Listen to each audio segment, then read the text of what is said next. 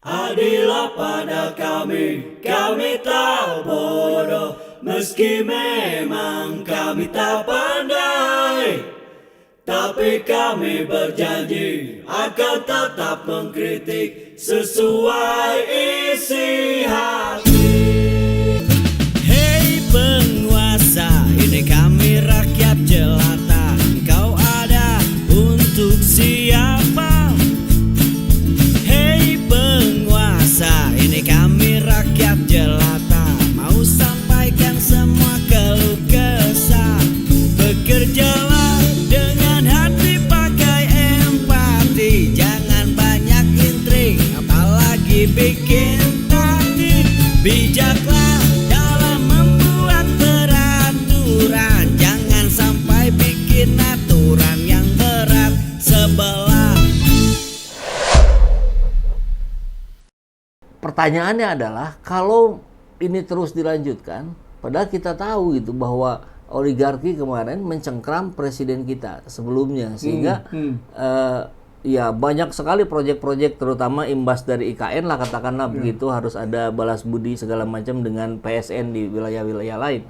Nah, apa nggak berbahaya ini kalau Prabowo melawan oligarki, padahal anggaplah sumber-sumber proyek-proyek kerjaan yang akan nanti berimbas ke APBN, salah satunya yang besar dari oligarki sendiri.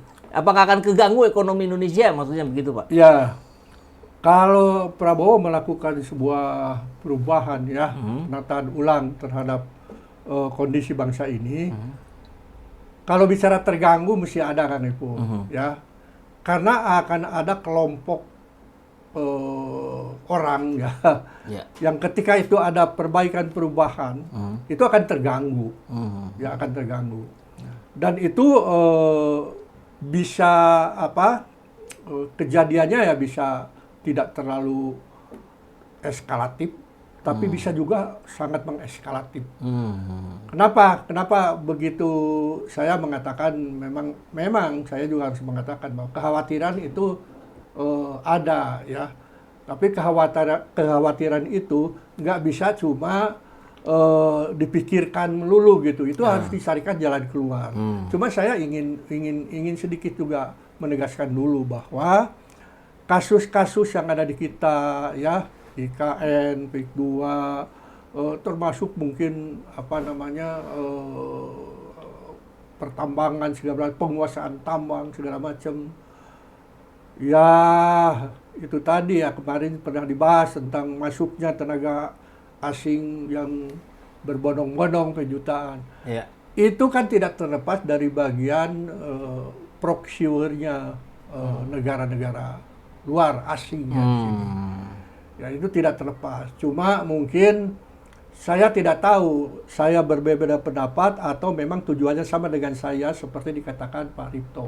Itu seorang pakar ya, begawan intelijen, bahwa ini menghadapi carut-marutnya negara ini sulit kalau Prabowo melakukan penegakan hukum. Ya masuk di akal lah. Ya di kasus ini contohnya aja, makanya PIK ini menjadi center atau perhatian bersama masyarakat bangsa ini dan bahkan dunia ya.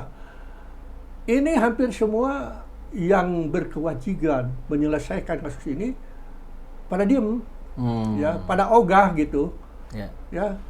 Nah ini masalahnya karena memang yang terlibat dalam konteks ini adalah bukan hanya penguasa atau oligarki, tapi juga ada proksi dari luar, ya, ada proxy war. Cuma bukan dalam bentuk proxy war seperti peperangan militer ya, seperti misalnya perang Korea ya, dulu Korea Utara, Korea Selatan, sekarang masih lanjut. Itu sebetulnya ada proxy war dari negara-negara besar yang ikut ke situ, walaupun mereka tidak berhadapan. Atau mungkin dulu Vietnam Selatan, Utara, di Timur Tengah juga banyak ya, punya kepentingan. Bukan dalam konteks militer, tapi ini proxy war-nya konteksnya lebih kepada near militer.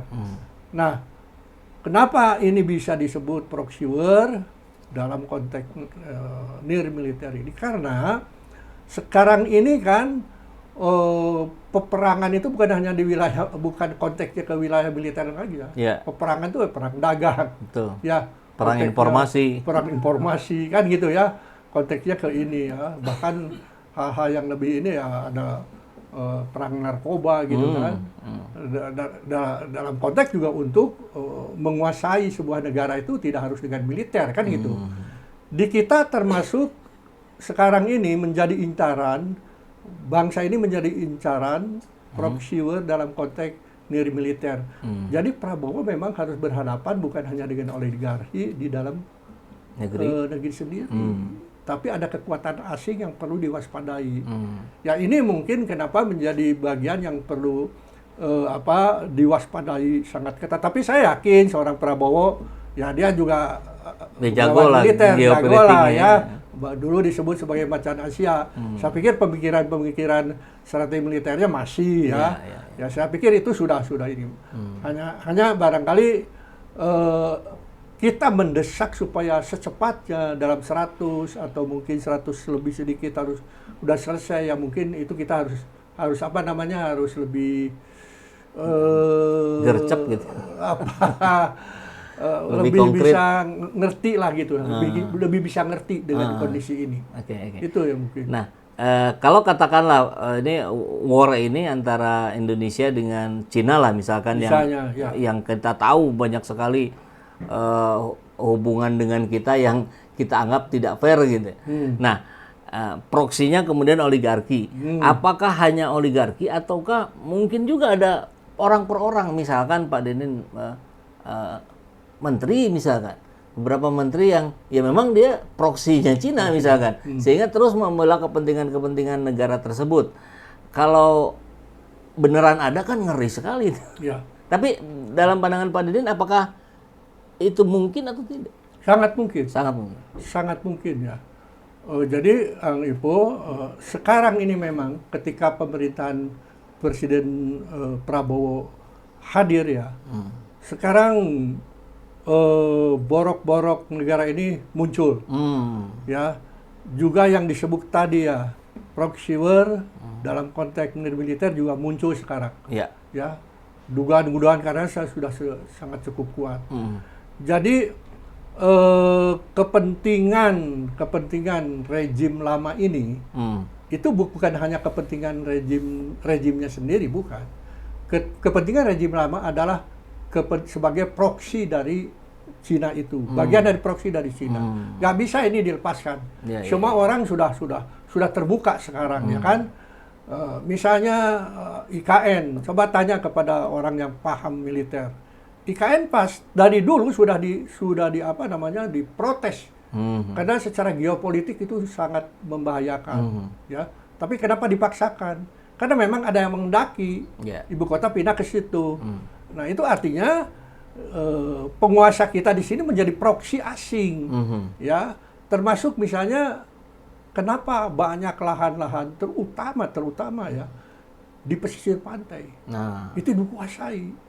Nah, kalau bicara kepada kepentingan asing, itu harus diwaspadai. Karena garis pantai itu adalah kedaulatan yang memang sangat vital, sangat vital ya. Dan buat Indonesia karena memang negara maritim ya, memang tidak gampang. Jumlahnya juga belum memadai untuk itu. Makanya ini harus menjadi perhatian ke depan. Jadi saya mengatakan bahwa apakah ada indikator ke arah bahwa asing ikut masuk melakukan proxy war, walaupun dalam bentuk perang ekonomi ya, kayak begitu ya. Ya itu jelas sekarang. Memang jadi nggak masuk akal Pak Denin ya, laut tapi muncul HGB dan SHM gitu. Padahal laut itu. Iya kan. Sebetulnya kan sudah ada peraturannya ya. Nggak boleh. Memang peraturannya mengambil dari undang-undang pertanahan itu ya, bahwa memang tanahlah yang bisa diterbitkan sertifikat. Kalau rumusan seperti itu ya laut nggak bisa. Laut harus menjadi dan dikuasai oleh negara, menjadi dikelola untuk kepentingan umum kan, Ya. diberdayakan untuk kepentingan.